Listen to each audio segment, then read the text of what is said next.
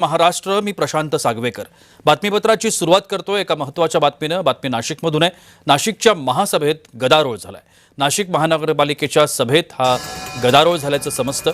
खड्ड्यांच्या मुद्द्यावरून विरोधक आक्रमक झालेत। विरोधकांनी महासभेत गोंधळ घातला।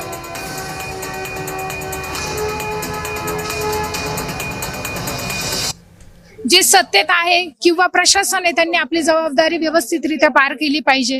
कारण जर तुम्ही एकीकडे बोलताय की आम्ही दत्तक घेतले नाशिक, खरं तर दत्तक घेण्याची गरज नाही।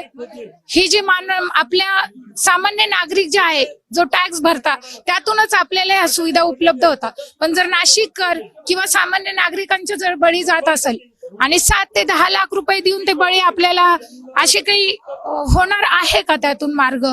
जी एका कुटुंबाची हानी होती 10 आणि 7 लाखांनी ती भरून निघते का?